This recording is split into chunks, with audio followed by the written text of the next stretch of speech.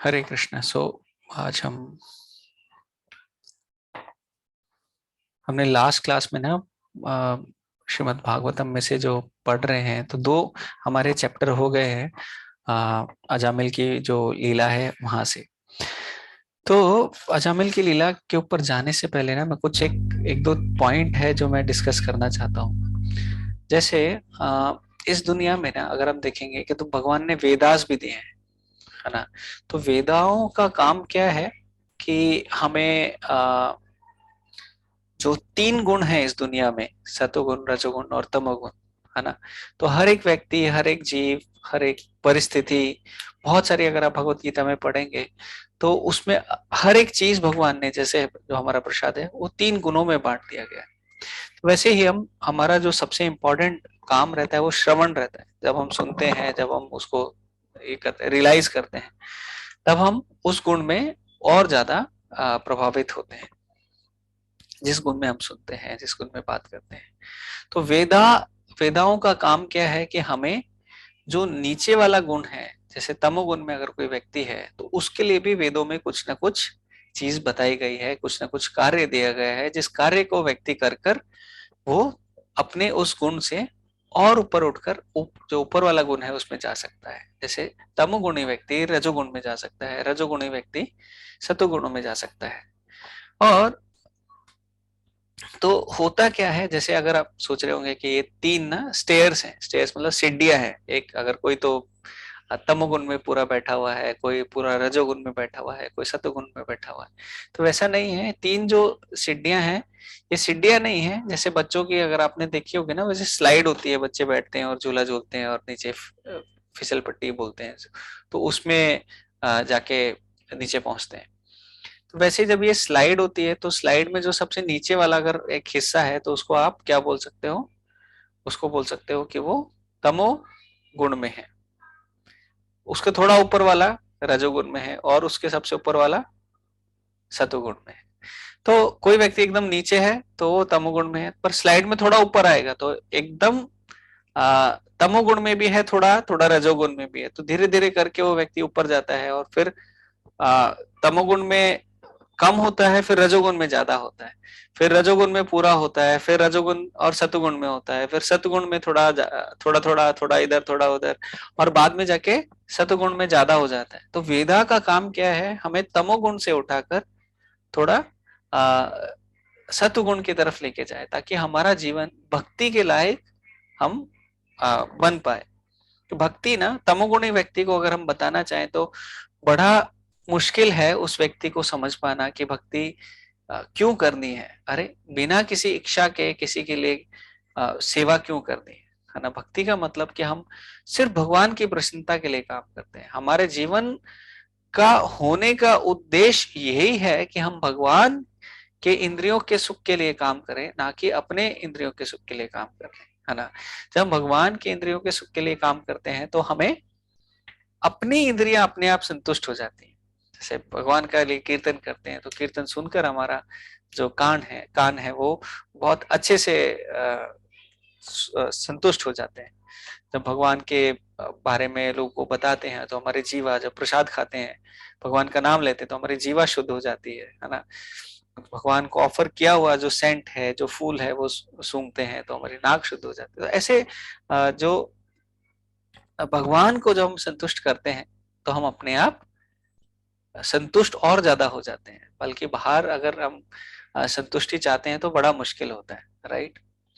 तो वैसे ही जो वेदास हैं वो हमें इंस्पायर करते हैं, किसके लिए, भाई थोड़ा आप ऊपर उठो, ऊपर उठो और कहाँ जाओ, सतगुण की तरफ जाओ। क्योंकि सतगुण में व्यक्ति होता है वो थोड़ा सवाल करता है कि मेरा जीवन का लक्ष्य क्या है, वो थोड़ा समझने की कोशिश करता है, वो थोड़ा रुकता है। रजोगुणी व्यक्ति एकदम भागने के लिए यहाँ वहां भागेगा। जो तमगुणी है वो सोएगा, वो नशा करेगा, वो आलतू फालतू चीजों में अपना समय पूरा बर्बाद करेगा। रजोगुणी व्यक्ति बहुत कर्म करना चाहता है, यहाँ जाना चाहता है, वहां जाना चाहता है, ये चीज पाना चाहता है ना। तो जैसे ही एकदम सुबह का जो समय होता है, जब सूर्योदय के पहले का, तो वहां पे हम लोग रिकमेंड करते हैं कि हमें क्या करना चाहिए, अपनी माला कंप्लीट कर लेनी चाहिए। फिर उसके बाद का जो समय होता है, जब सूर्य उदय से सूर्य अस्त तक का रहता है, तब थोड़ा रजोगुनी समय रहता है, तब सब लोग कुछ ना कुछ कार्य करना चाहते हैं। और उसके बाद जो सूर्य अस्त के बाद जो समय आता है, वो समय के हिसाब से वो तमोगुणी होता है। तो उसमें लोग शराब पीना, पार्टी करना, चोरी करना, है ना, चोर लोग भी उस टाइम पे बहुत एक्टिव हो जाते हैं। तो वेदा भी ऐसे हमें गाइड करते हैं कि देखो, जो व्यक्ति सतुगुणी है वो सुबह तो अच्छा भक्ति करेगा, दिन में अच्छा कार्य करेगा, और शाम को टाइम से भी सो जाएगा ताकि अगले दिन सुबह उठ के और अच्छे से माला करे। ठीक है, जैसे हम ना कभी कभी देशभक्ति की पिक्चर देख के आते हैं। जैसे बचपन में हम थे तो जो एक बॉर्डर पिक्चर आई थी वो देख कर आए थे, तो हमें ऐसा लगा था कि हमें ना फटाफट आर्मी में भर्ती हो जाना चाहिए, और आर्मी में भर्ती होकर हमें देश की सेवा करनी चाहिए। तो एक बार पिक्चर देखी तो हमारे मन में वो विचार आ गया। तो श्रीमद् भागवतम जो हम अभी अध्ययन कर रहे हैं, जैसे अजामिल की लीला है, और भी बहुत सारे सुंदर भगवान की कहानियां हैं, और 10वां स्कंद तो भगवान श्री कृष्ण की पूरी लीलाओं से भरा पड़ा है। तो जब हम ये भागवतम पढ़ते हैं, ये सब जो ग्रंथ हैं ये पढ़ते हैं, तो हमें भी ये लगता है कि हम कब भगवान के पास जाएं, मतलब कब असली में इन सब चीजों का आस्वादन करें, हमें और सुनने का मन करता है। तो जब हम भागवतम पढ़ते हैं, भागवतम सुनते हैं, तो हम ये जो 3 गुण हैं इनसे ऊपर उठकर सीधा कहाँ पहुंचते हैं? जो सत्व, शुद्ध सत्व है, मतलब जो तीनों गुणों के ऊपर भी जो एक ट्रांसेंडेंटल लेवल है, वहां पर हम पहुंच जाते हैं। जो वैकुंठ में जो एक सबका विचारधारा रहती है, सबका सोचता रहता है, सबका जो कार्य करने की इच्छा रहती है भगवान की संतुष्टि के लिए, तो वो हमारा अपने आप बढ़ जाता है। तो इसलिए जो नियमित रूप से हमें क्या करना चाहिए? श्रीमद् भागवतम का अध्ययन करना चाहिए, है ना। भागवतम में एक श्लोक भी आता है, नष्ट प्रायेषु अभद्रेषु नित्यम भागवत सेवया। मैं आपको दिखाता हूँ।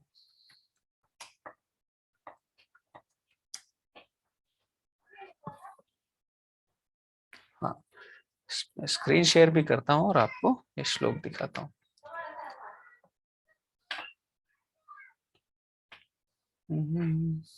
1 to 18 ना, ठीक है।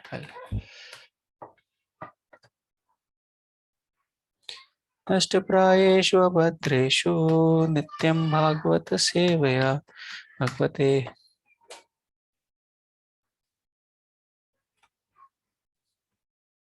भगवते उत्तम श्लोके भक्तिर्भवति नैष्ठ की। जो ये श्लोक है, इसमें क्या बता रहे हैं कि रेगुलर अटेंडेंस इन क्लास, जैसे आप लोग बहुत रेगुलरली क्लास में आ रहे हो, तो रेगुलर अटेंडेंस से क्या होगा? Rendering, and by rendering the pure service to the pure devotees, और भक्तों की सेवा करने से 2 काम यहाँ पे बताए हैं। या तो भागवतम को नियमित रूप से सुनना है, नियमित रूप यहाँ पे प्रोपर लिखते हैं, क्लास में रेगुलर आना है, अटेंडेंस क्लास में रेगुलर होनी चाहिए। जैसे आप लोग आए हैं आज, मैंने ज्यादा रिमाइंडर भी नहीं डाले मेरी सिचुएशन को देखते हुए, पर फिर भी आप लोग आए।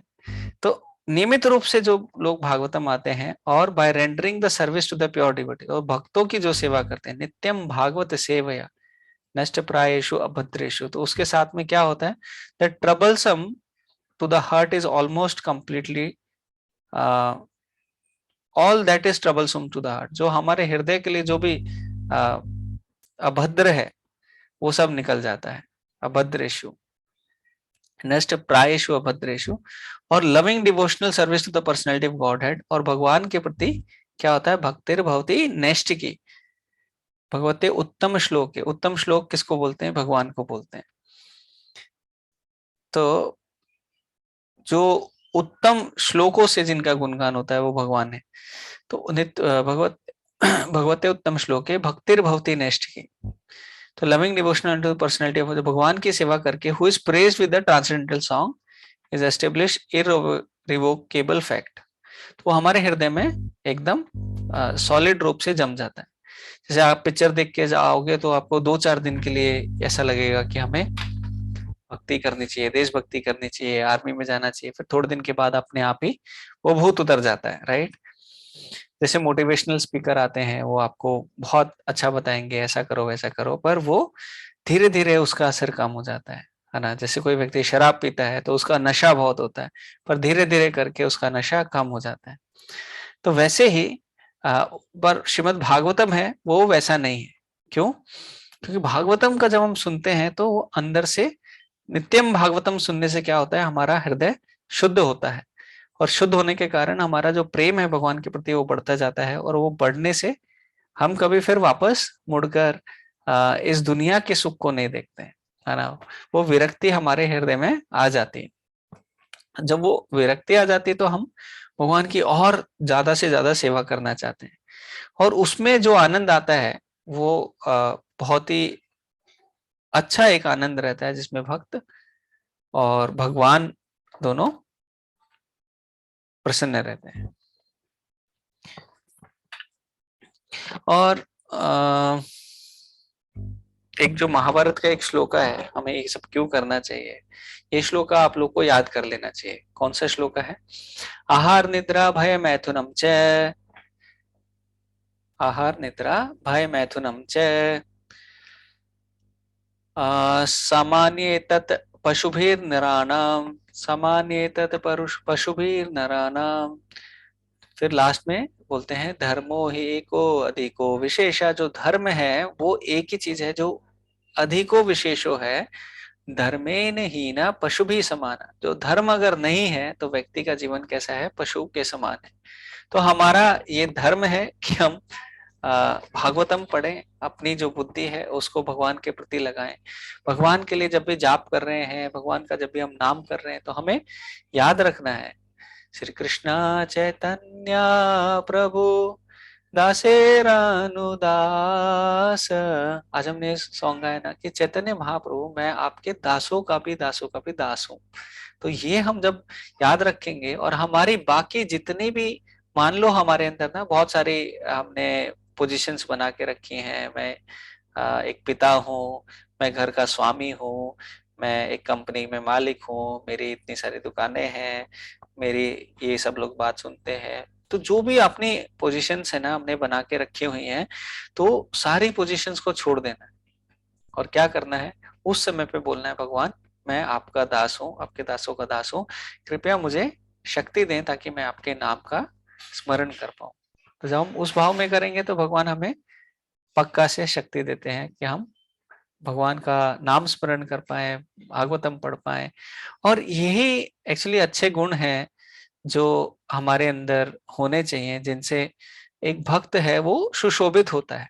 जैसे इस दुनिया में अगर आप देखोगे, लोग अपने आप को सुशोभित करते हैं डिग्रियों से, बाकी सब चीजों से, पर एक भक्त जो है वो किस किन चीजों से सुशोभित होता है, वो भगवान की सेवा करके, भगवान का जो भागवतम पढ़ के, भगवान का गुणगान करके, तो वो वैसे भक्त सुशोभित होता है। ठीक है, किसी का कुछ सवाल? आप लोग अब दो ही लोग हैं, तीन लोग ही हैं, प्रियंका माता जी, सुशांत प्रभु, अनुराधा माता जी।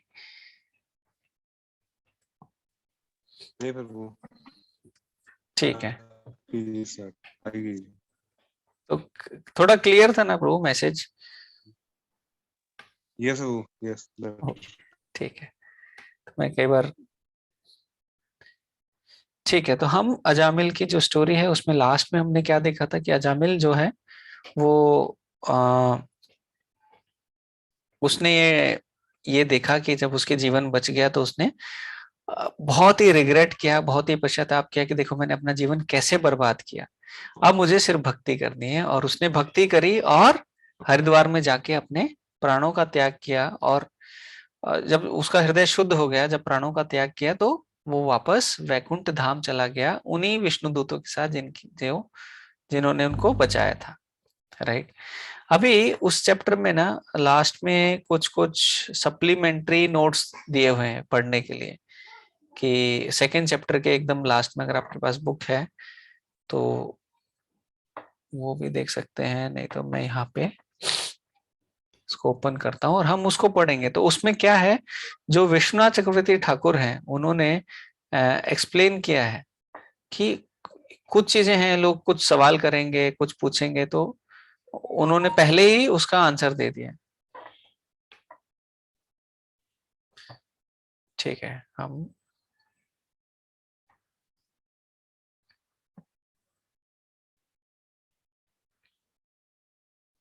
यहाँ शेयर भी करता हूँ और हम पढ़ते भी हैं उसको।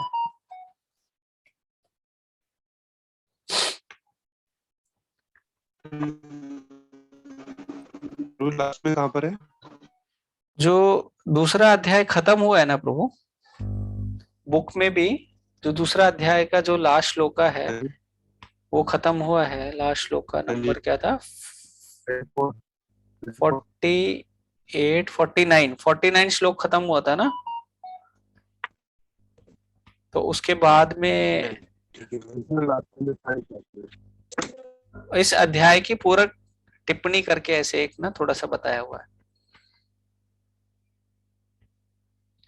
तो आप पढ़ना चाहेंगे, मैं पढ़ूं प्रभु? वो आप पढ़ेगा। ठीक है। आप पढ़ लीजिए। तो इस अध्याय के श्लोक नंबर 1 से 10, एक एक है कि 9 है, 1 तथा 9 तथा 10 की श्रील विश्वनाथ ठाकुर द्वारा दी गई टीका से एक वार्तालाप के रूप में है कि किस तरह कोई भगवान नाम का कीर्तन करने मात्र से सारे पाप फलों से मुक्त होता है। कोई कह सकता है, लोग बोल सकते हैं ऐसे ना, कि यह स्वीकार किया जा सकता है कि भगवान नाम के कीर्तन से मनुष्य पापी जीवन के सारे फलों से मुक्त हो सकता है। किंतु यदि कोई पूर्ण चेतना में रहते हुए पाप कर्म करता है, वह भी एक वह भी एक बार नहीं अपितु अनेक बार, तो वह अपने को ऐसे पापों के फल से मुक्त करने में अक्षम रहता है, चाहे उनके लिए उसने 12 या अधिक वर्षों के तक प्रायश्चित क्यों ना किया हो। अ, तो फिर ये कैसे संभव है कि केवल एक बार भगवान का नाम लेने से कोई तुरंत ही ऐसे पापों के फलों से मुक्त हो जाता है? तो यहाँ पे बताया गया है कि देखो, कोई सवाल कर सकता है, क्या सवाल कर सकता है कि अगर कोई जानबूझ के पाप किया जा रहा है, तो वो 12 साल जैसे अजामिल ने तपस्या करी तो वो पापों से मुक्त हो गया, तो ऐसे कैसे संभव है कि एक बार नाम लेने से तुरंत ही ऐसे पापों से मुक्त हो जाता है? तो विश्वनाथ चक्रवर्ती ठाकुर इसका उत्तर इस अध्याय के 9 और 10 के का उदाहरण देते हुए कहते हैं, भगवान विष्णु के पवित्र नाम का कीर्तन सोने या अन्य किसी वस्तु की चोरी करने वाले शराबी मित्र या संबंधी के साथ विश्वासघात करने वाले ब्राह्मण या ब्राह्मण के हत्यारे गुरु एंड अन्य गुरुजनों की पत्नी के साथ संभोग करने वाले के लिए प्रायश्चित की सर्वोत्तम विधि है। स्त्रियों, राजा तथा अपने पिता की हत्या करने वाले, गौओं का वध करने वाले तथा अन्य सभी पापी लोगों के लिए भी यह प्रायश्चित की सर्वोत्तम विधि है। भगवान विष्णु के नाम का मात्र कीर्तन करने से ऐसे पापी व्यक्ति परम भगवान का ध्यान आकृष्ट करते हैं। मतलब क्या होता है, भगवान का नाम लेने से भगवान सुनते हैं, अरे किसने मुझे बुलाया, राइट। अतः उसकी रक्षा करना मेरा कर्तव्य है। मनुष्य पापी जीवन के लिए प्रायश्चित कर सकता है। तो भगवान सोचते हैं कि देखो, ये तो मेरा कर्तव्य है, इसने मुझे बुलाया है। मनुष्य पापी जीवन के लिए प्रायश्चित कर सकता है और पवित्र नाम के कीर्तन से उसके सारे पाप फल नष्ट हो सकते हैं, यद्यपि यह प्रायश्चित नहीं कहलाता। सामान्य प्रायश्चित पापी व्यक्ति को अस्थायी रूप से रक्षा प्रदान कर सकता है, किंतु उसके हृदय में पाप कर्म करने की जो जड़ें गहरी जमा हुई रहती हैं, उनसे यह हृदय को स्वच्छ नहीं बना सकता। अतएव प्रायश्चित भगवान के पवित्र नाम के कीर्तन जितना शक्तिशाली नहीं होता।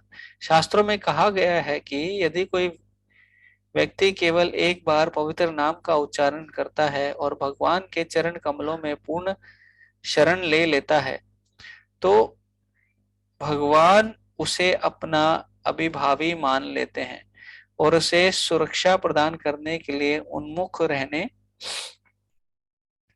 हैं। इसकी पुष्टि श्रीधर स्वामी ने की है। इसलिए जब अजामिल राज के दूतों द्वारा ले जाने के महान खतरे में था, तो भगवान ने तुरंत ही उसकी रक्षा करने के लिए अपने निजी दूतों को भेजा। चूंकि अजामिल सारे पाप फलों से मुक्त कर दिया गया था, इसलिए विष्णु दूत उसके पक्ष में बोले। अजामिल ने अपने पुत्र का नाम नारायण रखा था, क्योंकि वह अपने पुत्र को आध्यात्मिक चाहता था, अतः वह उसे बारंबार पुकारता था। यद्यपि वह अपने पुत्र को बुलाता था, किंतु वह नाम स्वयं पर्याप्त शक्तिशाली था, क्योंकि नारायण नाम परम भगवान नारायण से भिन्न नहीं है। अजामिल ने जब अपने पुत्र का नाम नारायण रखा, तभी उसने पापी जीवन के सारे फल निरस्त हो गए थे। और चूंकि वह अपने पुत्र को पुकारता रहता था, जिससे वह नारायण के नाम का हजारों बार उच्चारण करता था, अतः अनजाने में वह कृष्ण भावनामृत में प्रगति कर रहा था। वो जब भी नारायण का नाम लेता था, उसकी उसके पाप नष्ट हो रहे थे और भक्ति में वो आगे बढ़ रहा था। तो यहाँ पे बोल रहे हैं, कोई यह तर्क कर सकता है, चूंकि वह निरंतर नारायण का नाम का उच्चारण कर रहा था, तो फिर उसके लिए एक वैश्या की संगति करना तथा शराब के विषय में सोचना कैसे संभव हुआ? या तो आप भक्ति कर सकते हो, या फिर ये सारे गलत काम कर सकते हो, दोनों कैसे कर सकते हो? यहाँ पे सवाल पूछ रहे हैं। अपने पाप कर्मों के द्वारा वह बारंबार अपने ऊपर कष्ट लादता जा रहा था। जैसे जितने पाप कर रहे हैं, उतना ही अपने ऊपर कष्ट का कष्ट बढ़ा रहे हैं, मतलब जो आगे आपको भविष्य में मिलने वाला है। इसलिए यह कहा जाता है कि उसके मुक्त होने का कारण था उसके द्वारा नारायण का उच्चारण, किंतु तब उसका उच्चारण करना नाम अपराध हुआ होता। हाँ, तो यहाँ पे देखो समझने वाली क्या बात है, कि अगर उसे पता होता कि मैं पाप भी कर रहा हूँ और भगवान का नाम भी ले रहा हूँ, तो वो ऐसा हो जाता कि देखो नाम के बल पे पाप कर रहे हैं। अच्छा, आगे बोला है, नामो बलाद यस्य ही पाप बुद्धि। जो व्यक्ति पाप कर्म करता रहता है और भगवान के पवित्र नाम का उच्चारण करके अपने पापों को निरस्त करना चाहता है, वह नाम अपराधी है। कि भाई आप भगवान का नाम ले रहे हो और पाप कर रहे हो, तो जो भगवान का नाम है वो पापों को मिटा देगा, और इसलिए साथ में पाप भी किए जा रहे हो, तो वो नाम अपराधी हो जाता है। नाम के बल पे आप पाप कर रहे हो। इसके प्रत्युत्तर में कहा जा सकता है कि अजामिल द्वारा नाम लिए जाना निरपराध था, क्योंकि वह अपने पापों के निवारणार्थ नारायण का नाम का उच्चारण नहीं करता था। वह यह नहीं जानता था कि वह पाप कर्मों में लिप्त है, ना ही वह यह जानता था कि नारायण का नाम लेने से पापों को निरस्त कर रहा है। ना तो उसे ज्यादा पता था कि देखो मैं पाप कर रहा हूँ, ना उसे पता था कि नारायण नाम की महिमा क्या है, पर वो फिर भी नारायण का नाम लिया जा रहा था। इस तरह उसने नाम अपराध नहीं किया, है ना, कि नारायण का नाम इसलिए ले रहा हूँ कि मेरे पाप मिट जाएं, तो उस इच्छा से उसने भगवान का नाम नहीं लिया। और अपने पुत्र को बुलाते समय उसके द्वारा नारायण का नाम बारंबार लिया जाना शुद्ध कीर्तन उच्चारण ही कहा जा सकता है, क्योंकि बिना किसी इच्छा के किया गया। जब हम बिना किसी इच्छा के करते हैं तो वो भक्ति हो जाती है। इस शुद्ध उच्चारण के कारण अजामिल भक्ति के फलों को अनजाने संचित करता रहा। दरअसल उसके जीवन के सारे पाप फलों को निरस्त करने के लिए उसके द्वारा पवित्र नाम का पहला उच्चारण ही पर्याप्त था। यहाँ पर तो नीति शास्त्र का उदाहरण अद्धृत किया जा सकता है। अंजीर के वृक्ष में तुरंत फल नहीं लगते, किंतु समय आने पर फल प्राप्त होते हैं। इसी तरह अजामिल की भक्ति रंच रंच करके बढ़ी, अतः अत्यंत पाप कर्म करने पर भी वे फल उसे प्रभावित नहीं कर सके। शास्त्रों में कहा गया है कि यदि कोई भगवान के नाम का एक बार भी उच्चारण करता है, तो उसे भूत, वर्तमान या भावी पापमयी जीवन के फल प्रभावित नहीं करते। भगवान का नाम ले लेता है, सोचो अच्छे से। अन्य एक उदाहरण दिया जाता है, यदि कोई सर्प के विषदंत निकाल ले, तो भविष्य में यह सांप जिसका शिकार बनाएगा उसे विष नहीं व्यापेगा। मतलब सांप काटेगा तो उसको वो आदमी व्यक्ति नहीं मरेगा, क्योंकि उसके जो दांत हैं विष वाले वो निकाल दिए, भले ही यह सर्प उसे बारंबार क्यों ना काटे। इस तरह यदि कोई भक्त निरपराध होकर एक बार भी पवित्र नाम का उच्चारण करता है, तो उसकी साक्षात रक्षा होती है। उसके उच्चारण करने के फल के यथा समय परिपक्व होने की केवल प्रतीक्षा करनी होती है। इस प्रकार श्रीमद् भागवतम के षष्ठ स्कंद के अंतर्गत विष्णुदूतों द्वारा अजामिल का उद्धार नामक द्वितीय अध्याय के भक्ति वेदांत तात्पर्य समाप्त हुए। तो यहाँ पे ना ये जो विश्वनाथ चौधरी ठाकुर ने हमें यहाँ पे जो गाइड किया है कि देखो उन्होंने भगवान का नाम तो जाप किया, भगवान का नाम तो पुकारा, पर उसमें एक नाम पुकारने में उनको उनका शुद्धि कैसे हुआ, क्योंकि उन्होंने बिना किसी इच्छा के भगवान के नाम को पुकारा। जब हम बहुत बार भक्ति कर रहे होते हैं, भक्ति में आगे बढ़ रहे होते हैं, तो क्योंकि मैं भगवान का नाम ले रहा हूँ, क्योंकि मैं माला कर रहा हूँ, क्योंकि मैं आरती कर रहा हूँ, तो मेरे अंदर ये सारी इच्छाएं आ जाती हैं कि देखो मैं भक्त हूं तो भगवान मेरी रक्षा करेंगे, है ना। कैसे कि मेरा परिवार अच्छे से चलेगा, मेरी नौकरी अच्छे से चलेगी, मेरा घर अच्छे से चलेगा, मेरे सब पैसे की प्रॉब्लम सॉल्व हो जाएगी, है ना। तो ऐसे हम इच्छा करते हैं, लेकिन अगर हम इच्छा कर रहे हैं तो वो भक्ति नहीं है ना। जब इच्छा करते हैं तो वो, जैसे हम बाकी कर्म कांड की जो चीजें करते हैं, जैसे वेदास में ना हर एक वेदों में बहुत सारी चीजें ऐसी बताई गई हैं कि ये व्रत करोगे तो ये फल मिलेगा, ये मतलब अलग अलग व्रत बताए हैं, अलग अलग यज्ञ बताए हैं, अलग अलग कथा का अलग अलग फल बताया गया है ना। तो वो करेंगे तो वो सब मिलेगा। पर भक्ति में हम वो सब चीजें एकदम जीरो कर देते हैं। हम किस लिए भक्ति करते हैं? भगवान की प्रसन्नता के लिए करते हैं। हाँ, फिर भगवान की इच्छा है तो मेरी नौकरी भी अच्छे से चलेगी, फिर भगवान की इच्छा है तो मेरा परिवार भी अच्छे से चलेगा, फिर भगवान की इच्छा है तो हर काम अच्छे से होगा। भगवान की इच्छा नहीं है तो फिर नहीं होगा। तो भक्तों के जीवन में, शास्त्रों में ऐसे ऐसे उदाहरण है कि उनका जीवन में भगवान ने फिजिकल रूप में तो मदद की नहीं। जैसे पांडवों को अपने ही राजमहल से निकाल दिया गया, जंगल में जा रहे हैं, 14 साल का वनवास मिल गया है, 12 साल का, है ना, और 1 साल अज्ञातवास उनको मिल गया था। तो ऐसे करके अपने ही राज्य से निकाल दिया गया। प्रहलाद महाराज उनको जितने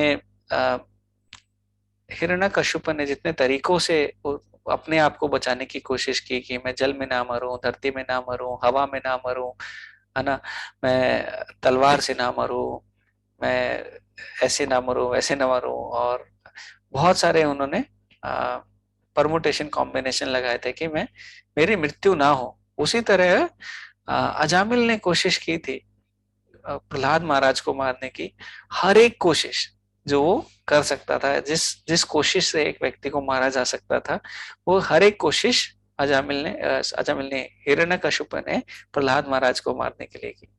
भगवान ने वहां प्रहलाद की रक्षा करी और पांडवों की रक्षा नहीं करी। आप देख सकते हैं पांडवों के जीवन में तो बहुत ही सारी ऐसी कहानियां हैं जो हम किसी और दिन हम डिस्कस करेंगे। पर जब हम भक्ति करते हैं तो भक्ति में हमारी ये इच्छा नहीं होती। क्या इच्छा नहीं होती? कि हमें कुछ पाना है, यहाँ से हमें कुछ चाहिए, है ना। हमें क्या चाहिए? हमें भगवान की संतुष्टि चाहिए। हम भगवान का नाम जाप कर रहे हैं ताकि भगवान का नाम लेंगे तो हमारे हृदय से जो इस दुनिया का जो कल्मश है, जो अनर्थ है, वो सब साफ हो जाए और हमारा हृदय साफ हो जाए। हृदय साफ हो जाएगा तो हम भगवान से अच्छा कनेक्शन बना पाएंगे, हम अच्छे से भक्ति कर पाएंगे, हम सबके लिए अच्छा सोच पाएंगे, सबके लिए अच्छा कर पाएंगे, और उस भाव में हम भगवान के अच्छे भक्त बन पाएंगे। तो ये जो चीजें हैं ये बहुत ही ज्यादा इंपॉर्टेंट है, स्पेशली भक्ति के पॉइंट ऑफ व्यू से।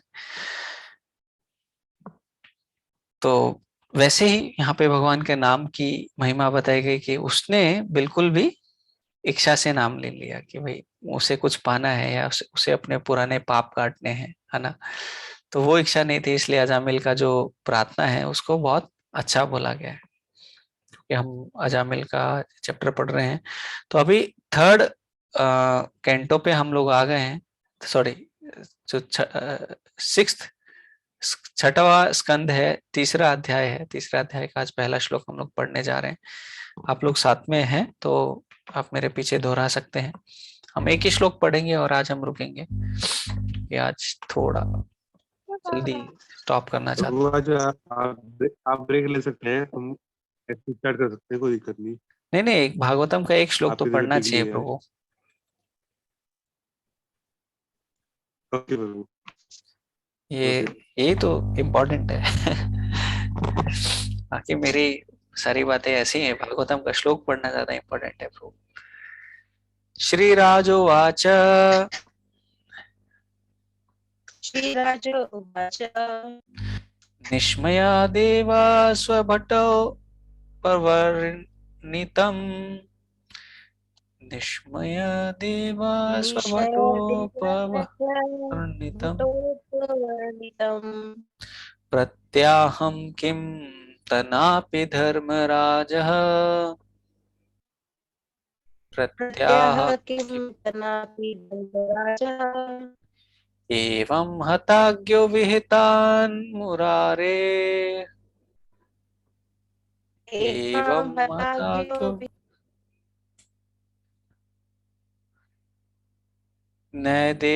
नैदेशिकेर्यस्य वशे जनोऽयम्। नैदेशिकेर्यस्य वशे जनोऽयम्। Translation and purport by Srila Prabhupada की जय। तो अभी क्या है, अभी जो राजोवाच है, ये राजा कौन है? ये परीक्षित महाराज है। ये इन्होंने अभी अजामिल की कहानी पूरी सुनी, और सुनने के बाद इनके पास एक तुरंत सवाल आया। पूरे भागवतम में, पूरी भगवत गीता में और अन्य शास्त्रों में भी आप देखते हैं कि बहुत जगह जो सवाल उत्तर है वो बहुत इंपॉर्टेंट है। सवाल करते हैं, फिर उसका उत्तर मिलता है, और फिर हमें आगे की कहानी के बारे में पता चलता है। तो यहाँ पर भी जो परीक्षित महाराज हैं, उनको एक सवाल आ गया। सवाल क्या आ गया?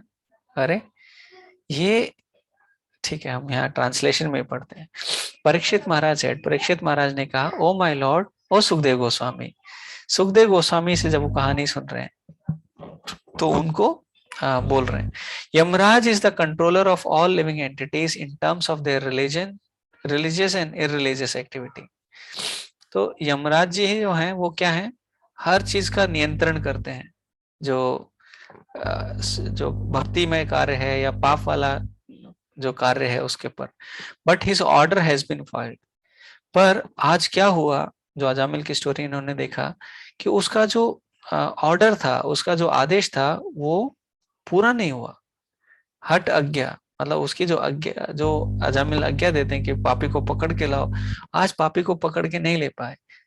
When his servants, the Yamdutas, informed him of their defeat by Vishnu दूतास, जब यमदूतों ने विष्णु बताया कि हम विष्णु दूतों से हार गए, और विष्णु दूतों ने हमें मना किया जामिल को लेके आने के लिए, तो यमराज ने क्या कहा?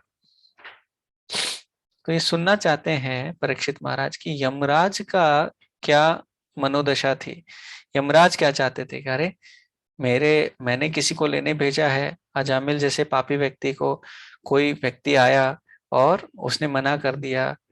तो जो आज तक तो ऐसा कभी नहीं हुआ था, तो यमराज का इसके ऊपर क्या टिप्पणी है? जैसे कोई देश में कोई समस्या आ जाती है, तो जाके फटाफट पूछते हैं कि हमारे प्रधानमंत्री इस पे क्या कहना चाहते हैं, हमारे ये क्या कहना चाहते हैं। वैसे ही यहाँ पर ये जानना चाहते हैं कि देखो ये यमराज जी इसके ऊपर क्या बोलते हैं, है ना? क्योंकि वो यमदूत जो है उन्हीं के दूत हैं।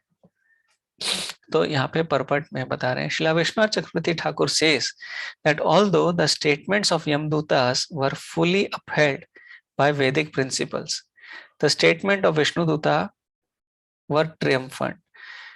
This was confirmed by Yamraj himself. तो विश्वनाथ चक्रवर्ती ठाकुर क्या कह रहे हैं? तो यमदूत थे, वो उनको बताया जाता है ऐसे कार्य करना है, ऐसे व्यक्ति को लाना है, ऐसे को नहीं लाना है, वो सब है। पर उसके ऊपर जो विष्णुदूत हैं, उनका जो कहना था उसकी जीत हुई, और ऐसा यमराज ने ही भी बताया है। तो आगे हम इस चैप्टर पे और डिटेल में पढ़ेंगे, और ये देखेंगे कि वो और क्या बोलते हैं इसके ऊपर, है ना, और क्या डिस्कशंस होते हैं। फिर यमराज जो हैं वो असली में क्या कहते हैं। क्या विष्णु दूतों को तो बहुत गुस्सा आएगा, आगे आप देखेंगे, इतना ज्यादा वो ये हो जाते हैं कि ऐसे कैसे संभव है, हमें कैसे रोक दिया गया। आप हमारे मालिक हो, आप ही मालिक हो, और भी कोई मालिक है, कितने मालिक हैं, आपकी भी चलती है नहीं चलती है। ऐसे ना बहुत सारे सवाल आएंगे जो यमदूत के साइड से आएंगे। तो बहुत अच्छा आगे डिस्कशन आने वाला है। और ये डिस्कशन क्यों आने वाला है, क्योंकि परीक्षित महाराज ने यहाँ पे सवाल पूछा है। तो इसलिए हमें भी हमारे जीवन में सवाल पूछते रहना चाहिए। हरे कृष्णा। तो इसी तरह फिर हम आगे भी भक्ति में बढ़ते जाते हैं। नहीं तो अपने मन से कुछ भी सोच के करते रहते हैं तो कई बार सही भी होता है और कई बार गलत भी होता है। और एक गलत से, एक डिग्री से थोड़ा डायरेक्शन चेंज हो जाता है और हम किसी कुछ और ही करने लग जाते हैं भक्ति के नाम पे। हम बोलते हैं ये भी भक्ति है, भगवान तो खुश होंगे। ठीक है, तो हम यहाँ पे विराम देंगे आज की क्लास का। तो कुछ सवाल है तो पूछ सकते हैं, नहीं तो हम लोग स्टॉप करते हैं। हरे कृष्णा प्रभु जी।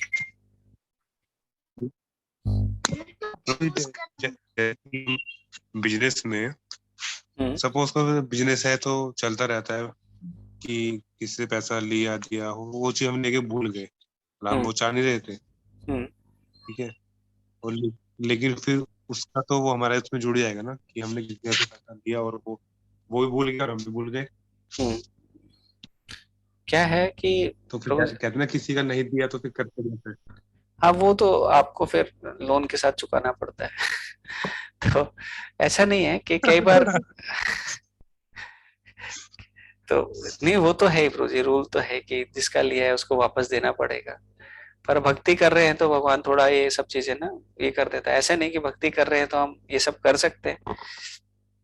पर इम्पोर्टेंट इसमें सीखने वाला क्या है कि हमें बहुत सतर्क रहना चाहिए कि हम अपनी जो डीलिंग्स हैं, अपनी जो जो भी हम लोगों के साथ बर्ताव कर रहे हैं, उसमें हम बहुत क्लियर हों हर एक चीज को लेकर। तो क्लियर जितना रहेंगे उतना हमारा ट्रांजैक्शन क्लियर। अब भूल गए तो हम कुछ कर नहीं सकते। फिर हम ये बोलेंगे कि देखो भगवान की कृपा से वेदेश से भगवान का एक श्लोक है ना, 15 पॉइंट, भगवत गीता का 15 श्लोक का 15 अध्याय का 15 श्लोक। स्मृतिर्ज्ञानम पोहनम च, कैसे शुरू होता है, सर्वस्य चाहम हृदय सन्निविष्टो मत स्मृतिर्ज्ञानम पोहनम च, कि मुझसे ही स्मृति आती है, मुझसे ज्ञान आता है और मुझसे ही, मेरी वजह से लोग भूल जाते हैं। तो भगवान चाहते हैं, जो चीज भगवान भुलाना चाहते हैं वो हमें भुला देते हैं। तो हम ये मान के भी चलते, अब जो भूल गए, जितना याद है वो हम करेंगे, नहीं भूल भूल गए तो अभी उसका कुछ नहीं कर सकते हैं। तो जाके भगवान से प्रार्थना करो और आगे चलते रहो। वैसे तो बहुत कुछ होता है जीवन में, पर जानबूझ के हमें नहीं करना चाहिए। ओके प्रभु, थैंक यू। यस प्रभु। हरे कृष्ण। हरे कृष्ण प्रभु जी। ठीक है, रेस्ट कीजिए। थैंक यू प्रभु। हरे हरे कृष्ण, कृष्ण, दंडवत धन्यवाद। प्रणाम।